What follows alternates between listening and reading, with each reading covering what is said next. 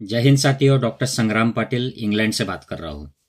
साथियों, हमारे महाराष्ट्र स्टेट से कुछ एमएलएस शिवसेना के आज गुवाहाटी में बैठे हुए हैं और उनके जो नेता है एकनाथ शिंदे, उनका ये दावा है कि हम हिंदुत्व की रक्षा के लिए जो करंट जो उनकी जो यूनियन है कांग्रेस और एनसीपी के साथ जो युति हुई है गठबंधन, उससे बाहर निकलकर बीजेपी के साथ जुड़ना चाहते हैं क्योंकि हम हिंदुत्व को बरकरार रखना चाहते हैं। तो इस सिलसिले में मैं आपसे कुछ बातें शेयर करना चाहता हूं क्योंकि ये जो विधायक वहां पर गए हैं गुवाहाटी, इनमें एक अब्दुल सत्तार नाम के एक विधायक है जो शिवसेना से विधायक है। तो उस बहाने मैं आपको हिंदुत्व के बारे में मुझे क्या लगता है, मुझे क्या आकलन होता है, इस बात पे कुछ बातें शेयर करना चाहता हूं।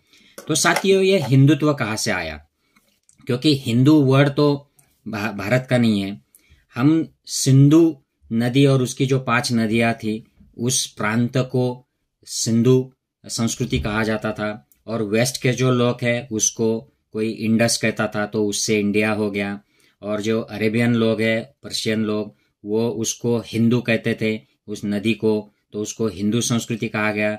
और फिर जब बाद में ये वेस्ट साइड के रूलर्स हमारे यहाँ पर आ गए तो वो सब लोगों को हिंदू लोग ऐसा उन्होंने मानना शुरू किया, पुकारना शुरू किया। ब्रिटिश काल में ये काफी पक्का हो गया कि ये हिंदू है, ये मुसलमान है। तो उस वक्त जो स्वतंत्रता के आंदोलन चले, वो आंदोलन शुरू में कांग्रेस ने शुरू किए। कांग्रेस में शुरू में जो लोग थे वो ब्राह्मण थे और जो बड़े जमींदार मुस्लिम हैं, वेल टू डू जो लोग हैं, उनका उसमें जमावड़ा था। महात्मा गांधी जी के आने के बाद इसमें सारे जो निचले तबके के लोग हैं, महिला, दलित, आदिवासी, ये किसान, कामगार, ये सब जुड़ना शुरू हो गए। और ये जो आंदोलन स्वतंत्रता का चल पड़ा, उससे ऐसे मालूम होने लगा, क्लियर हो गया कि जैसे ही ब्रिटिश एक दिन इंडिया छोड़ते हैं, उस दिन इंडिया ये कांग्रेस के अंडर रूल करेगी और कांग्रेस ही सबसे बड़ी पॉलिटिकल ताकत होगी, वही दिशा तय करेगी। और कांग्रेस की जो दिशा थी वो तो गांधी जी ने क्लियर कर दी थी। वो अस्पृश्यता मान नहीं रहे थे, वो वर्ण व्यवस्था मानते थे, लेकिन उस तरीके से नहीं मानते थे जैसे ब्राह्मण ग्रंथों में लिखा गया है, जैसे मनुस्मृति में लिखा गया है। वो तो सबके साथ बैठकर सबके साथ खाना खाए, सबके साथ सबकी सेवा करे, इस तरीके का उनको हिंदुत्ववाद चाहिए था, ताकि वो हालांकि वो बहुत धार्मिक वृत्ति के थे। तो इससे कुछ लोगों में थोड़ी सी परेशानी शुरू हो गई। एक जो ग्रुप था वो था मुसलमान लोगों का। उनको ये दिखाई देने लगा कि जैसे ही ब्रिटिश ये इंडिया छोड़ेंगे, इसके बाद ये कांग्रेस पावर में आ जाएगी और यहाँ पे मेजॉरिटी हिंदू लोग आ जाएंगे जो सत्ता में रहेंगे और काफी सारी जो सिस्टम्स इस देश में जो अस्तित्व में आएंगी, लोकतंत्र बहाल होने के बाद इसमें हिंदू लोगों का डोमिनेंस रह जाएगा। तो हम माइनॉरिटी आ जाएंगे, हमको प्रॉब्लम आ जाएगी, हमारे प्राइम मिनिस्टर्स नहीं हो पाएंगे, हमारे न्यायाधीश नहीं हो पाएंगे, यूनिवर्सिटीज में हम लोग टॉप पोजीशंस में नहीं जाएंगे, बिजनेसेस में भी हमको डोमिनेट किया जाएगा। ऐसी उनकी एक फियर हो गई। और दूसरा एक ग्रुप जो अनकंफर्टेबल फील कर रहा था वो था ब्राह्मण लोगों का, क्योंकि ब्राह्मणों का एक अनअपोज्ड रूल हुआ करता था, एक सोशल स्टेटस हुआ करता था। मनुस्मृति और उनके जो अलग अलग ग्रंथ है उनमें तो उनको इतना सुपीरियर बताया गया है कि वो रेप भी कर दे, किसी का खून भी कर दे तो उनको सजा नहीं होती है। हालांकि ज्यादातर ब्राह्मण इस बात को उस वक्त भी नहीं मानते थे, आज भी नहीं मानते, लेकिन कुछ ऐसा ग्रुप है छोटा सा जो इन सारी चीजों को हमेशा के लिए सनातन बनाए रखना चाहता है। तो ऐसे लोगों का ग्रुप महाराष्ट्र में, खास करके विदर्भ में, चित्पावन ब्राह्मण लोगों का ग्रुप है। उन्होंने फिर तय कर ली कि हम एक संगठन बनाएंगे। ऐसे बताया जाता है कि उनको ब्रिटिश लोगों ने भी सपोर्ट किया था संगठन बनाने के लिए। तो ये राष्ट्रीय स्वयंसेवी संघ तैयार हो गया। और सावरकर से रिलेटेड जो लोग थे उन्होंने हिंदू महासभा का वहां पे निर्माण किया और ये पैरेलल चलते रहे। हालांकि किस तरीके से हमको हिंदू आइडियोलॉजी डोमिनेट करके रखनी है, इसमें उनकी थोड़ी सी डिफरेंस ऑफ ओपिनियन थी। सिर्फ तरीका अलग अलग था, लेकिन दोनों का उद्देश्य एक ही था कि ब्राह्मण सुप्रीमेसी आ जाए और इसको हिंदू राष्ट्र कहा जाए, वर्ण व्यवस्था रहे और सारे जो हमारे व्यवहार ब्राह्मण धर्म के हिसाब से जो होते थे वो इंडिया जब ब्रिटिश छोड़ के जाएंगे तो वो कंटिन्यू हो। तो ये पैरेलल इनका जो एक्टिविटी है, मूवमेंट है, ये चलता रहा। उसके लिए उनको सबसे ज्यादा जरूरी था कि मुसलमान जो है वो अलग हट जाए, क्योंकि हिंदू राष्ट्र कब कह सकते हैं, जब ये 15-20% जो मुसलमान है वो अगर सेपरेट हो जाए तो ही ये हिंदू राष्ट्र बनाने में मतलब है, नहीं तो फिर ये तो मिक्स जैसे कांग्रेस चाहती है वैसे राष्ट्र बन जाएगा। तो इसके लिए जरूरी था कि मुसलमानों के संगठनों की ताकत बढ़ाए। तो हिंदू महासभा आरएसएस ने सबसे पहले मुस्लिम लीग और जो भी मुस्लिम संगठन थे उनकी ताकत बढ़ाई। आपको काफी सारे लोगों को पता भी नहीं होगा कि अलग पाकिस्तान की जो संकल्पना है ये सबसे पहले सावरकर ने अपने किताब में लिखी थी। मुस्लिम लीग ने उसके बाद में डिमांड करना शुरू किया था कि हमें पाकिस्तान सेपरेट चाहिए। तो और उनके साथ अलग अलग जो प्रांतीय गवर्नमेंट्स थे उनमें भी मुस्लिम लीग के साथ हिंदू महासभा शामिल हुई थी। और कांग्रेस के स्वतंत्रता आंदोलन में ये कभी शामिल नहीं हुए थे। इनफैक्ट उन्होंने कांग्रेस के स्वतंत्रता आंदोलन को अपोज किया था, ब्रिटिश सरकार का साथ दिया था। तो ये चलता रहा। फिर हम स्वतंत्र होने को आए। इनके बाद एक ध्यान में आई कि जैसे ही स्वतंत्र हो जाते हैं, यहाँ पर इलेक्शंस आएंगे तो वोट की गिनती होगी और जितने वोट्स है उतनी पावर आएगी। और अगर हम ब्राह्मण लोगों का सिर्फ संगठन बनाए रखते हैं तो उससे हमें सत्ता नहीं मिलेगी। तो उन्होंने उसको एक्सपांड करना शुरू किया। फिर जो क्षत्रिय है, वैश्य है, उनको लेना शुरू किया। उसके बाद भी उनको लगा कि ये सफिशिएंट नहीं है, फिर उन्होंने उसको और एक्सपांड किया। फिर इनकी ये समरसता की जो कहानी है ये शुरू हुई कि हम दलित भी हमारे हैं। फिर आदिवासी, जिनका ब्राह्मण धर्म से कहीं पे भी लेना देना नहीं है, आदिवासी ये मूल निवासी है इंडिया के, ये ब्राह्मण धर्म को अपनाना नहीं चाहते थे, इसलिए ये जंगल में रहे हैं, रिमोट रहे हैं। उनको उस वक्त द्वेषपूर्ण उनके साथ व्यवहार किया गया, इसलिए उन्होंने खुद को आइसोलेट कर लिया था। उनकी अलग कल्चर है, वो वर्ण व्यवस्था मानते नहीं है, कोई भी कर्मकांड करते नहीं है, लेकिन वो भी हिंदू है। दलित, शूद्र, वो भी हिंदू है। ऐसा फिर ये दायरा एक्सपांड करने में ये ब्राह्मण संगठन शुरू हो गए और ये काफी हद तक ये सक्सेसफुल भी हो गए, क्योंकि उनकी आप सत्ता आ गई है उससे ये पता चलता है। तो ये जो है सिलसिला साथियों, इनका जो हिंदुत्व है ये ऐसे शुरू हुआ है ताकत, पावर, पॉलिटिकल पावर बनाए रखने के लिए। इसमें व्यापक हिंदू धर्म का या हिंदू धर्म के दलित, बहुजन, ये जो वीकर सेक्शंस है, इनका कोई भला हो जाए और इनके फेवर में ये कुछ हिंदुत्व मूवमेंट है, ऐसी कोई बात नहीं है। ये शुरू हुई है सिर्फ कुछ चंद ब्राह्मण लोगों ने साथ में मिलकर जो संगठन बनाए उससे। और अभी भी आरएसएस जैसे संगठन सिर्फ कुछ ब्राह्मण लोगों के हाथ में है और उसमें भी खास करके जो चित्पावन ब्राह्मण है उनके हाथ में रहते हैं। लेकिन ज्यादातर ब्राह्मण लोग आज लिबरल हो चुके हैं, पढ़ लिख कर आगे निकल चुके हैं, सेक्युलरिज्म में को मानते हैं।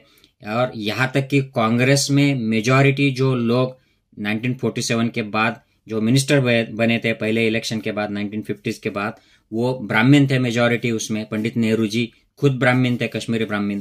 तो ये हिंदुत्व जो है साथियों ये ऐसा आया है और इसको स्ट्रांग बनाने के लिए, फिर उसको ज्यादा से ज्यादा लोग जोड़ने के लिए एक अपोजिशन बनाए रखना कि मुसलमान ये हमारे अपोजिट है, ये हमारे दुश्मन है, ये ऐसे ही पैरेलल मूवमेंट चलता है। तो मुसलमानों की ताकत बढ़ाई जाती है और दूसरे एंगल से, दूसरे जरिए से मुसलमान ये दुश्मन है ये भी बताया जाता है। और ये आज भी होता है। कुछ मुस्लिम पॉलिटिकल लीडर्स को, पार्टीज को साथ में लेकर, कुछ मुल्ला मौलवी को साथ में लेकर जहर फैलाया जाता है ताकि ये दिखाया जा सके कि देखो मुस्लिम लोग कितने स्ट्रांग है, ये आगे जाकर हमारे ऊपर डोमिनेट कर देंगे, देश को इस्लाम राष्ट्र बना देंगे, और फिर उनकी ताकत भी बढ़ाई जाती है। तो ये दोनों तरफ से ये ऐसे पॉलिटिक्स चलता है। इसमें हिंदू धर्म की कोई बात नहीं होती है और जो बहुजन हिंदू होते हैं, ज्यादा से ज्यादा हिंदू, उनके हित की भी कोई बात नहीं होती है। इनफैक्ट उनका आरक्षण या उनका रिप्रेजेंटेशन, इसको अपोज करना ही पॉलिसी होती है हिंदुत्ववादियों की। अब थोड़ी सी बात करते हैं शिवसेना की। शिवसेना ये प्रबोधनकार ठाकरे जो बड़े एंटी ब्राह्मणिज्म थे, इन्होंने ऐसी कुछ किताबें लिखी है। इन्होंने मराठी में देवलांचा धर्म और धर्माचे देऊळ मतलब मंदिरों का धर्म और धर्म के मंदिर, ये ऐसी विद्रोही किताब लिखी है कि इंडिया के किसी भी विद्रोही लेखक ने इतनी विद्रोही किताब ना लिखी हो। ये हिंदी में भी उपलब्ध है, आप पढ़ सकते हो। तो ये ब्राह्मणिज्म जो है इसके खिलाफ ये किताब है। और इनके जो पुत्र थे बाला साहब ठाकरे, इन्होंने मिलकर ये शिवसेना बनाई थी। और शिवसेना का उद्देश्य यही था कि मुंबई में जो मराठी लोग हैं, जो गांव से देहात से आते हैं, उनको एक रिप्रेजेंटेशन मिले, वॉइस मिले। क्योंकि मुंबई में डोमिनेंस ज्यादातर ये पारसी लोग, साउथ इंडियन, गुजराती, कुछ मुस्लिम ज्यादा से ज्यादा मुस्लिम तो वहां पर गरीबी है। तो ऐसे हालात में मराठी लोगों को आवाज मिले, इसलिए यह संगठन बना था।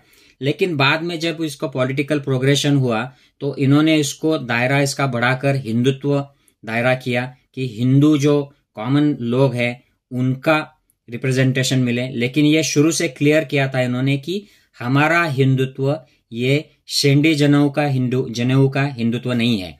मतलब शेंडी और जनेऊ मतलब ब्राह्मणवादी रिचुअलिस्टिक हिंदुत्व नहीं है। हम हिंदू जो सर्वसामान्य लोग हैं इनके हित की बात करेंगे। तो आगे जाकर इनके पास आडवाणी और अटल बिहारी वाजपेयी, प्रमोद महाजन ऐसे लोग जाकर इनके साथ बैठे। ये छोटे लोग थे उनके सामने, क्योंकि महाराष्ट्र में बाल ठाकरे और शिवसेना ये डोमिनेंट हुआ करती थी। तो उन्होंने उनको भी साथ में लिया और अपना पॉलिटिकल गेन बढ़ाने के लिए, इसको और व्यापक करने के लिए उन्होंने उनका साथ दिया। तो इससे भाजपा की महाराष्ट्र में ताकत बढ़ गई और जो हिंदू लोग, जो मराठी लोग, जो बहुजन लोग शिवसेना के साथ जुड़े थे वो धीरे धीरे फिर भाजपा के साथ भी जुड़ने लग गए।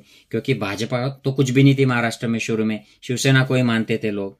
तो ऐसे इनकी ताकत भाजपा की बढ़ गई। तो इस हद तक बढ़ गई कि वो शिवसेना को भी उन्होंने पास कर दिया और वो डोमिनेंट हो गए हिंदुत्व के मुद्दे पर।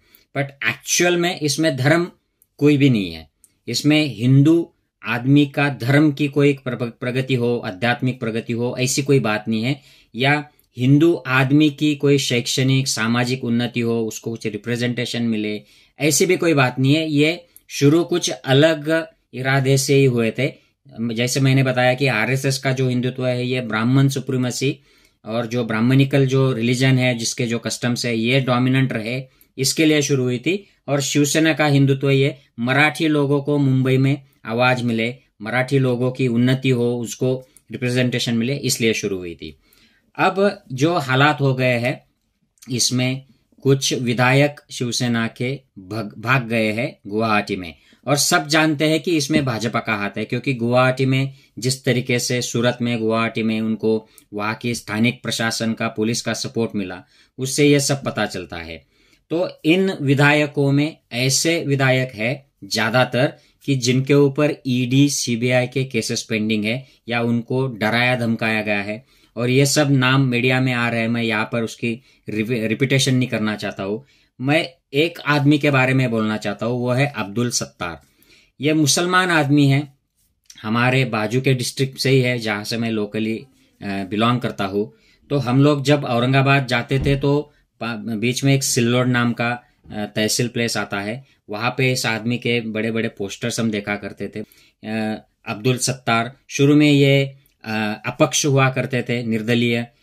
शुरू गांव में वो ग्राम पंचायत में थे, उसके बाद वो नगर पंचायत में आ गए, फिर वो विधायक हो गए निर्दलीय, फिर कांग्रेस के साथ जुड़ गए। जब कांग्रेस के साथ कुछ बनी नहीं या कांग्रेस ने उनको निकाल दिया, ये वो निकल गए, मैं इतना डिटेल नहीं जानता हूँ, तो वो बीजेपी के साथ जाने के लिए रेडी हो गए। और उनके जब बीजेपी के साथ बात चल रही थी तो उनको जो उनके विधान क्षेत्र के लोग हैं, भाजपा के हिंदू जो लोग हैं, उन्होंने ना कर दी कि भाई ये अगर आ गया मुसलमान आदमी तो हम कैसे इसके साथ सहजता से काम कर पाएंगे। तो वो भाजपा उस वक्त नहीं जा पाए, तो वो शिवसेना में चले गए। और शिवसेना में अच्छी तरीके से वो काम कर रहे थे, मंत्री भी बना दिया शिवसेना ने उनको। और आज वो बीजेपी के साथ जुड़ने के लिए, हिंदुत्व के लिए जो लोग गए हैं उनके साथ में वो आज जुड़ गए हैं। तो अब्दुल सत्तार जी का जो हिंदुत्व है कि उनको वहां के जो हिंदू वोटर्स है, क्योंकि अब हवा हिंदुत्व की है, हिंदुत्व बोल दिया तो लोग वोटिंग करते हैं। दूसरी बात यह है कि भाजपा के साथ पैसा है, ईडी है, सीबीआई है, तो उनके साथ रहने में सेफ्टी है। तीसरी बात यह है कि ये अब्दुल सत्तार जो है, इन्होंने मराठा आरक्षण को सपोर्ट किया। वो मुसलमान आरक्षण के लिए कोई आंदोलन नहीं करते, जहां तक मैं जानता हूं ऐसे कोई उन्होंने बड़ा आंदोलन नहीं छेड़ा है। लेकिन मराठा आंदोलन को सपोर्ट करते हैं, हिंदुत्व को सपोर्ट करते हैं। लेकिन ये जो सपोर्ट है ये सिर्फ वोट के लिए है। तो उनका जो विधानसभा क्षेत्र है उसमें मराठा लोग हैं, राजपूत लोग हैं, सवर्ण लोग हैं, उनका वोट उनको चाहिए, इसलिए ये हिंदुत्व के सपोर्ट में गुवाहाटी पहुंच गए हैं। अगर उनकी कोई ईडी सीबीआई वाली बात होगी तो मैं नहीं जानता हूं, क्योंकि मैं पॉलिटिकल फील्ड में इतनी जानकारी नहीं रखता हूं। तो मेरा यह कहना है कि अब्दुल सत्तार जी का हिंदुत्व जैसे स्वार्थी है, सिर्फ सत्ता के लिए है, उतना ही स्वार्थी हिंदुत्व है बाकी हिंदुत्ववादी पार्टियों का।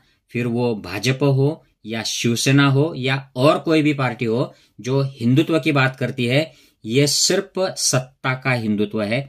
इसका कोई भी मतलब हिंदू धर्म से नहीं है, इसका कोई भी मतलब हिंदू कहलाने वाले लोगों से नहीं है, उनकी उन्नति से नहीं है, उनका रिप्रेजेंटेशन से नहीं है। इनका मतलब सिर्फ सत्ता से है।